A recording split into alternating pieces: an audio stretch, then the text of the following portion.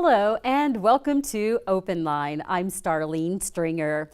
Well, Canine Companions for Independence is celebrating its first anniversary in Irving. Today we're going to learn all about the amazing facility and recap the success so far. You can see we have some great dogs with us today. We are going to meet them in just a moment, but first let's introduce Canine Companions Puppy Program Manager Becca Bell, graduates Rex Veers and Susan Mahoney as well. Thank you all so much for being here. I'm so excited. I can't wait for the show because I just, I want to talk to y'all, but also learn more about the dogs themselves. But we're going to start with you, Becca, just because there are some people who may not have seen the coverage over the past year or may not have caught it all, and they may be going, well, what's Canine Companions for Independence? So please explain. Sure. Canine Companions for Independence is a nonprofit. We've been around since 1975, and we train service dogs for people with disabilities. Most of our clients have a physical or developmental disability or hearing loss. Wonderful. And so what part of the U.S. does the Irving facility actually serve? The Irving Center is the newest of our 6 facilities, and we serve just the state of Texas. Okay, well, there's so much more to talk about, and I definitely want to learn about the dogs. Rex, can you introduce us to your canine companion? Yes, my canine companion is Inez. She's 2.5-year-old, and she has been a life changer for me. Aww. She's a golden retriever and Labrador mix, and she is perfect. She looks like it. So how has Inez helped you? She helps me every day. She has changed my life in many ways. The first one is helping me reduce my pain. I have a spinal cord injury that I suffered in Iraq, and she will pick up objects for me so that I don't have to bend over. And I have nerve damage, so I drop objects with my dominant hand quite a bit, and she's always there for me to pick that object up and hand it to me, and that's been a big help for me every day. And then also, she just helps me with companionship, that she's there with me and for me, and I'm there for her, and through the day it just makes the day go so much easier and better for me. Oh, that's wonderful. And so, Susan, I know you have a cutie with us. Tell us about who you have. This is my assistant's dog, Misha, and we graduated in May of this year. It seems like it's been so much longer. Misha's just amazing to me. Wonderful. Tell us about what Misha does for you. She does a lot of the things that Inez does for Rex as well. She picks up a lot of things. One of the biggest things for me is I was having a lot of falls from my chair leaning forward. Rex have a spinal cord injury from a drunk driver, and so reaching down to get things on the floor, I lose my balance, I'd fall forward, and it'd result in an injury and would set me back months to weeks, sometimes years. And so with Misha there, to be able to go with me everywhere, she's able to pick up things off the floor. She doesn't bark, but she is able to go around that and be able to get objects in my house to alert help. So if I needed help, if I just got on the floor and couldn't get off the floor. So she helps with almost everything in my life. That's amazing. So Becca, we've learned a few stories here, but I understand that you and your team train 4 different types of service dogs. Can you tell us exactly about them, what they do? Sure. So we train service dogs, which is like what Inez and Misha are, where it's an adult with a disability and a dog that can perform physical tasks. And then we do skill companion dogs, where it's a child or an adult that wouldn't be able to manage a dog on their own, that is placed with a dog, and they have a third-party facilitator, like a parent or caregiver, that's the one actually managing the dog. So the dogs can still perform physical tasks like picking up dropped items and tugging off the covers in the morning, and they also act as a really nice social icebreaker and bridge to the public. Then we do facility dogs, and those are dogs that are trained with all the same tasks, and they work in a place of business like a physical therapist's office or occupational therapist, special education. We even have some dogs with in courthouses that will help children testify about unpleasant experiences. And then the last category that we have are hearing dogs, and so those are placed with people that are deaf or hard of hearing, and the dogs will hear a sound that they're trained to. So if the doorbell rings, the dog will alert their person by poking them in the leg until the person acknowledges the dog, and then the dog will lead them to the sound to notify them that something's happening. So we train 3 of the 4 types here at our center in Texas. But the hearing dogs are only trained out of our Northern California office and our Florida office. Okay, now of course, before you can train them, these dogs have to go through their puppy phase like any other dogs would do, and the community can actually get involved with helping with that, right? What can we do? Definitely. Yeah, there are a lot of ways to get involved. So I work in the puppy department, which is the best place ever to work. I bet we were watching some video while you were speaking just a minute ago, and it was just fabulous. It's pretty cute. Yeah, Aww. so we have these amazing volunteers that get a puppy at 8 weeks, and they keep them for about 1.5 years. And they teach them house manners and toilet training. They get them socialized out in public to going out into public places like stores and restaurants. And they teach them 30 basic commands. And they're fully supported the whole way coming to puppy classes here in Irving. And then they hand the leash back over to us. We're going to have a group coming back in tomorrow. And they come live at our facility for 6 months to go through professional training where they learn how to pick up dropped items and turn on and off light switches. So we're actively looking for puppy raisers right now. We do have some puppies coming in the next couple months that still need homes. And so that's a great way to get involved. We also are in need of puppy sitters who just help out regular puppy raisers when they go on vacation and keep the dogs for a day or a week or however long a person is out of town. Well, that sounds like a lot of fun, and I'm sure someone watching is saying the same thing. So how do you become a puppy raiser or a puppy sitter? That's a great question. You can find out about both straight through our website. Both have an application process that you go through right on our website at cci.org. Wonderful. And so I have to think that that person is pretty special that raises the puppy or sits the puppy. And I know that, Rex, you just recently had the opportunity to meet the person who helped your little Inez as a baby, as a puppy, and helped train Inez. How special was that? We have some video of it, but tell us about that experience. It was beyond description, really was. To meet the person that invested so much time and love into Inez was special. And she and I stay in contact with each other every day. I send photos and updates and that, and it's just been a very special relationship with her puppy raiser. And I can't thank her enough for all that she did to help Inez become the dog that she is today that helps me directly. Wow, so we were just looking at some video of you meeting the puppy raiser, and we're seeing y'all cross the stage and shake each other's hands. What was going through your mind at that time?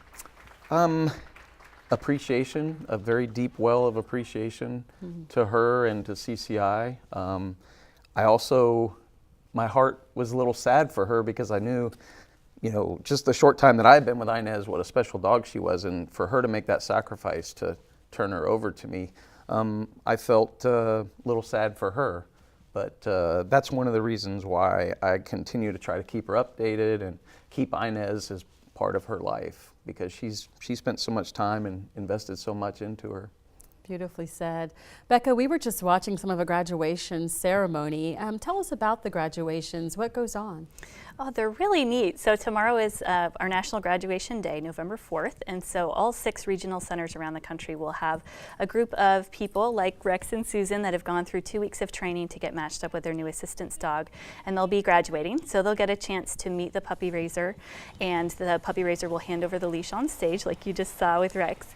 And we will also have a group of dogs that has completed their 1.5 years with their volunteer puppy raiser that will be, we call it matriculating into professional training. So those puppy raisers will get celebrated for their 1.5 years of hard work with their puppy, and then the dogs will come and actually stay in the kennels. So it's about an 1.5 hour long ceremony held at our facility in Irving. It's open to the public and it begins at noon, and it's also going to be posted on our website at cci.org/graduations. So anybody that wants to can check one out and get a good feel for what we do. I love it. And Susan, you of course have a graduation story, and we'd love to hear yours too. Well, when we graduated in May, I actually got to speak at a graduation class, and one of the biggest days for not only the graduates and people that are in team training, the trainers, and the puppy raisers is the pre-match day. It's the day that you get to meet the dog that you're probably going to end up going home with, that's going to spend the rest of your life with. It's a very emotional day. The day that I got matched up with Misha, I knew right away that she was real comfortable in my hands and stuff, but I tried to focus on everyone in our family, or everyone in our, I'm called a family basically, in our class that went through team training, and we can't stay in contact. A little bit, a snippet of each one of those individuals and how it was a pivotal change in their lives, whether it be the parents telling the story or just the expression on the child's face, or just talking to a skilled team or a service team, finding out how much that was going to change. But just being a part of it it's quite an experience. It's very emotional, but just to know what like Rex had said, the puppy raisers, Misha was raised at Carswell Prison, and I got to meet the inmates that raised her, and it's gratifying to know that they have done such a wonderful thing, despite maybe the situation that they're in. But going through graduation is just, you're proud that you've gone that far. It's very, there's a lot of information to learn.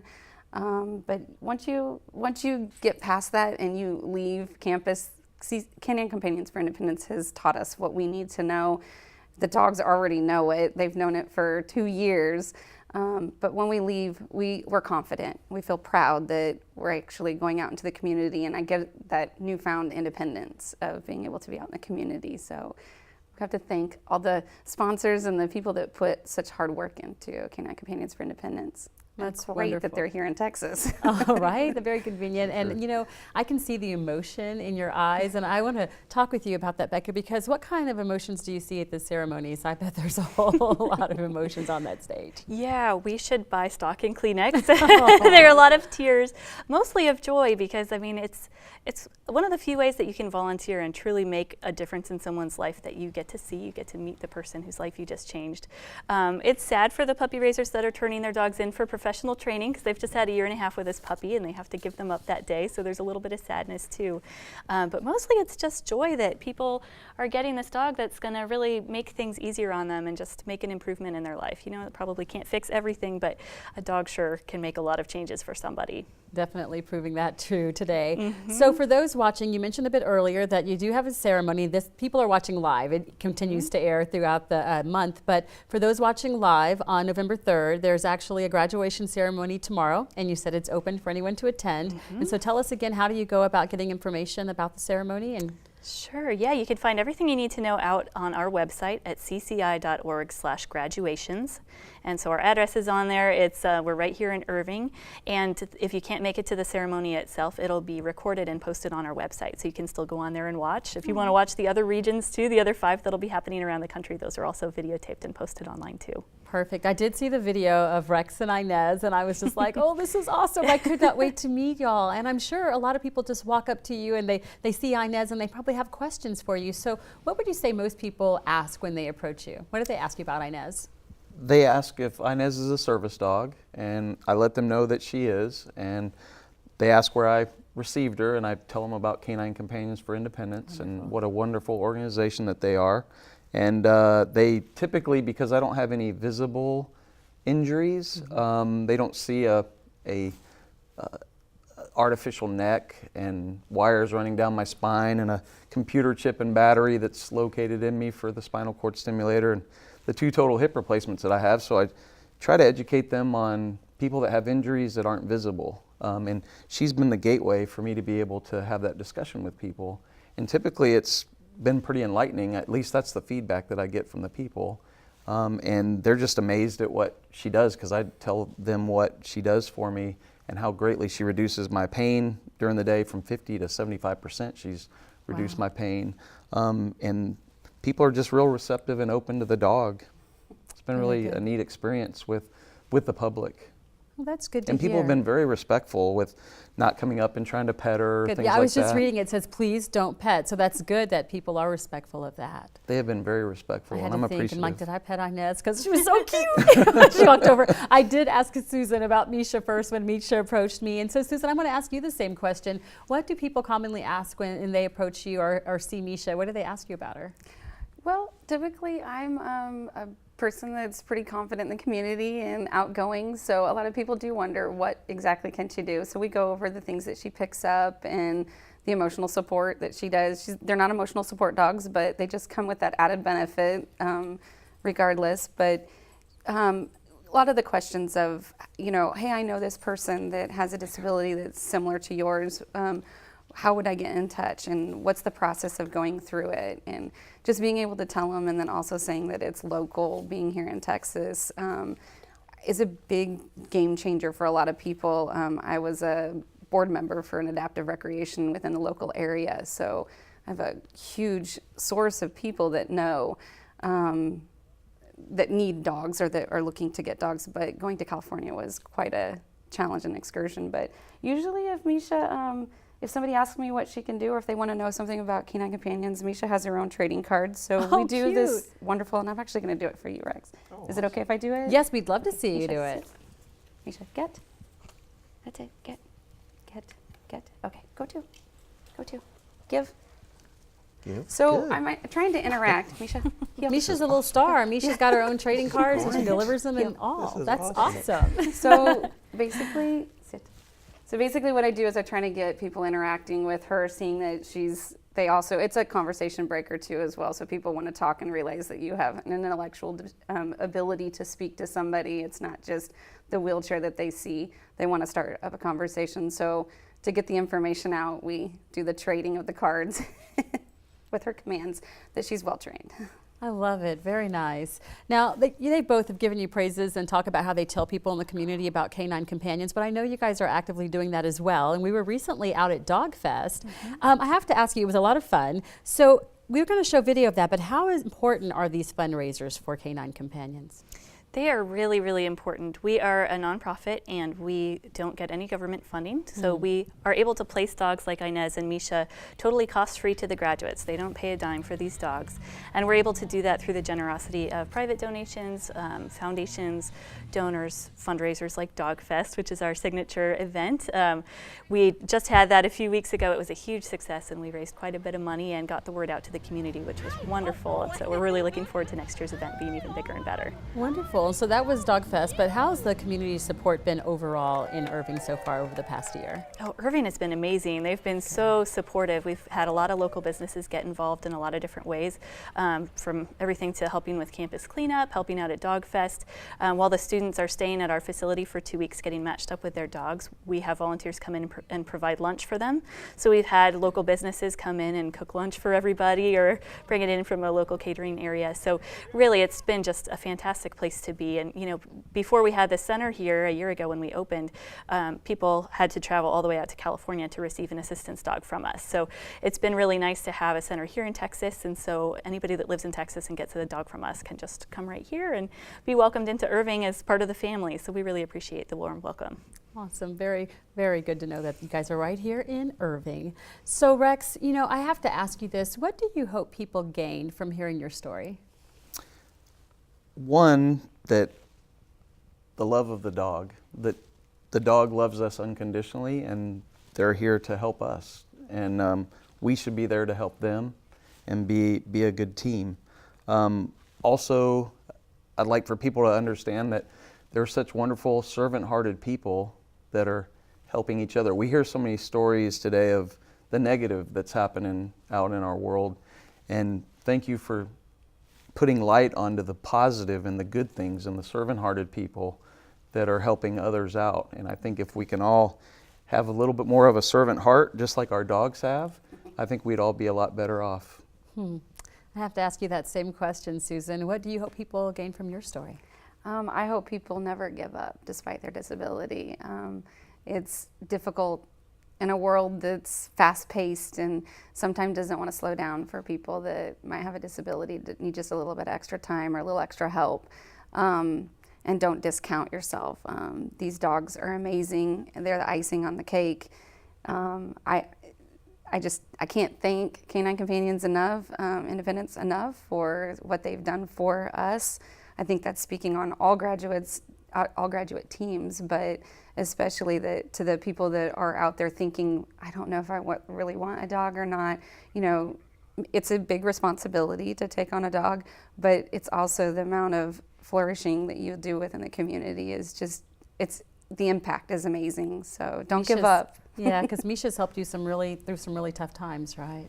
Absolutely, yes. I have a family member that was very close to me that was injured in the Dallas shooting, and it was tough to get through that. And Misha was put into our family at a very crucial time. So I think that having her there was a good distraction, and she just knows when to give a little extra snuggle, and we know when to slow down because she has to be taken care of. In reciprocal, she takes care of us. So it's not just me that won from this situation, it was another family member as well. So it's just, don't give up, you know, despite any afflictions that you have, you don't give up. These dogs don't care what you have, they'll do what they need to do. Wow. Definitely doing what you've trained them to do, making a difference in the community, making a difference in lives. So, Becca, kind of walk us through the process. I mean, once you have the dogs, first of all, where do you get the dogs? Where do they come from? And then after the puppy process, how long does the training take? I mean, look at them. They're both just chill. They're on the set of the TV. There's stuff going on, and they're just, sitting there waiting very patiently. So tell us about the process. Tell us exactly where the dogs come from after the puppy process and the puppy training. How long does it take you to train them to be able to go out and do these commands and just share the love with the people who need them? Sure. So we have our own breeding program. We breed for a very specific temperament, and we've bred out a lot of the health issues that you tend to get in labs and golden retrievers, which are the breeds that we use. So all of our dogs are bred up in Northern California, where our national headquarters is, and they live with a volunteer family until they're 8 weeks old, and then they are sent out to puppy raisers around the country. And we've got about 1,100 people that are raising puppies nationwide right now. And so they get them at 8 weeks and turn them into a well-trained, well-socialized dog at about 18 months. And so at that point, they know about 30 commands. And then they come stay at our facility for a further 6 months. And they go through training with a professional trainer. And at that point, they're evaluated to make sure that they're healthy and happy and are comfortable going places like this, because not every dog is cut out to be on a TV set and to be comfortable with that. So if we find that they're too stressed in public or they have too much energy to be safe for one of our graduates, they would be released from the program. So not every dog makes it. About 45% of the dogs do graduate. The rest of them go back to their volunteer puppy raisers. But the percentage that do make it all the way through the 6 months of training then are matched up with somebody that's gone through the application process to receive a dog, which in itself can take 3 to 6 months and is started on our website. And once somebody has applied for a dog and they've been approved onto our wait list, we wait until we find the perfect match for them. We're a very dog-driven program. We look at it like an arranged marriage, because you're going to have this dog working with you for 8 to 10 years, and we want to make sure that we find the perfect fit. We have really high standards. So once we think we have a couple of dogs that would be a good match for someone, they'll be invited to come to our facility for a 2-week training course called Team Training. And the first couple days, they work with a variety of different dogs, because even if it looks like a perfect match on paper, there's kind of a chemistry component too. And so the third day, we will pre-match, like Susan was talking about. We say, this is the dog we think that you're going to be going home with. And they spend the rest of the time working with that dog. And assuming all goes well and they pass all their final testing to make sure that they're going to be safe in public with the dog, then they go on to graduate. And then we have an ongoing follow-up program as well. So once you graduate, we don't just set you free out into the world. We actually maintain ownership of the graduate dog, so that if the graduate's ever in a bad situation, we can get in and take the dog out. So if they're financially unstable or they have a health problem, there's no worry about the dog not being well cared for. And we're there to provide support and help with anything that they need for the whole lifetime of the placement. Wonderful. So that's you guys' side of it. But now let's hear about your side. Rex, I'd love to know what it was like when you went to stay on campus. What did you do? Well, the training was phenomenal. And I have an education and training background from the military, and I was just blown away by the level of education and the process that they had. It was very hands-on. It was experiential learning. So it was a wonderful experience being there on the campus for the 2 weeks. And I was truly amazed by how they match the dogs. They go through a process of a telephonic interview and an in-person interview. They receive records from your medical team, and how they come up with their process to match the dogs. It's 100% amazing. Spot on and amazing, yes. Wow. So Susan, what did you learn during that time that you were on campus? Oh, I hadn't had a dog before, so it was kind of starting from scratch. I mean, I knew of dogs, and my parents had dogs when we were younger, but me solely responsible for a dog. So I had to learn a lot of what they can and can't eat and where they can and can't be, but common sense stuff, knowing what they need to do. But I think more than anything, I learned keep your heart open, because they tell you don't focus on one dog, although I did kind of focus on Misha. She was pretty wonderful. But I think you learn a camaraderie. I learned to develop a relationship actually with the team trainers, as well as the kennel staff and stuff. Because if I have a question, just to be able to go up and ask them later on down the road, hey, Misha's experiencing this, is it something I need to be concerned about? So when you got home with Misha, did you have an adjustment period? What was that like? I did. So probably shouldn't say. Oh, you got to tell us now. Well, I mean, everything's safe. You just, your underlying tone is to always remember and to keep the team safe, to keep the dog safe, you safe. That's a successful team. But you know, keeping your dog in the kennel at night, well, I may need her at night. I may need her when I get up to go to the bathroom or something. So I don't have her in a kennel. She actually sleeps in a bed on a pillow. You know, she's got her own bed, side of the bed, but some of the things, you know, common sense wise, but definitely some of the rules got broke a little. Oh, I can imagine. Jumping up on beds. And you know, looking at these dogs now, it's kind of hard to imagine them when they were itty bitty little puppies. But Rex, we have pictures of Inez, and so we're going to look at some of those pictures of Inez. I have to ask, how did you first hear about Canine Companions? Oh, look at Inez.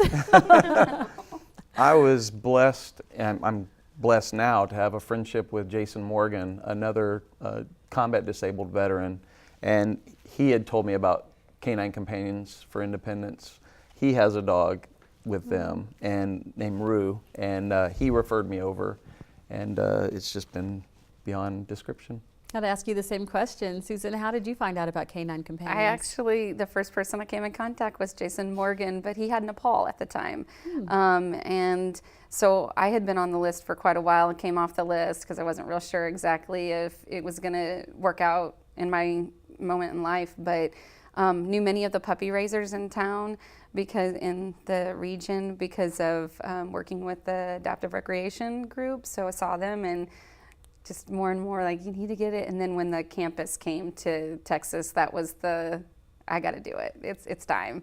And it all worked out. I even went to San Diego, Oceanside, California for graduation. I got to see a graduation for one of the puppy raisers that was turning in, two of the puppy raisers were turning in dogs, matriculating. So I got to be part of that, see that graduation, and then was part of the graduation here. That's going to be so special to hear and to see. You know, these people come in and see you all the time and they have their dogs and they tell you how they've changed their lives. It's got to be amazing. I have to ask you, Becca, what are your hopes and expectations for Canine Companions here in Irving in the future? Well, you know, we've always had a presence in Texas since we were founded, but it's really grown a lot just in the year that we've been here. And we have a partnership with Baylor Scott and White Health. They really helped us open this facility. It was in partnership with them, and just being able to expand our footprint here in Texas. We have a pretty good following here in the Dallas-Fort Worth area, but we do serve the whole state, and we haven't had as much luck kind of getting the word out in other areas of the state. So we're really looking to expand and make sure that everybody knows that we're here and we're able to provide assistance dogs cost-free, and that we have opportunities for volunteering all over the place or getting involved as a donor or fundraiser. So I think just really continuing to get the word out and being a presence in Texas and just enjoying ourselves here because we sure love being a part of Texas. Oh, we love having you all here. And I want to remind people that you are looking for puppy raisers. How many local families do you need? That's a great question. You know, it fluctuates a little bit. We've got at least 5 more puppies coming before Christmas that are looking for homes right now. But we place about 70 puppies a year in Texas with families. And so we are trying to build up our wait list for next year. And so we're definitely in need of adding some more folks. So anybody that's interested in applying can contact us. All my info is right on our website, or they can start the application process right on our website as well. And about how long does it take for them to hear a response from you? They will hear back within a week or 2 from the very initial contact, and then the application process takes about a month to get through. And then just depending on how many people are on the wait list, they can have a puppy in sometimes as short as a month. Sometimes it'll be maybe 2 or 3 months just if there are a few more people waiting. But it's a pretty quick process to get started. Wonderful. Well, thank you all so much. That went by pretty quick. The show itself, I'd love to hear even more about it, but I appreciate you telling us everything you have so far about Canine Companions and your personal experiences. Thank you for being here. Thanks for having us. You're welcome. And thank you for watching. I'm Starlene Stringer. On our next show, we will be talking about winter health topics and maybe help you make some healthy New Year's resolutions too. Well, that's coming up on Thursday, December 1st at 1:30 p.m. So if you have questions for our panel of experts from Parkland Hospital, you can email them to ictn@cityofirving.org, and we'll get them answered on the next edition of Open Line. We'll see you then.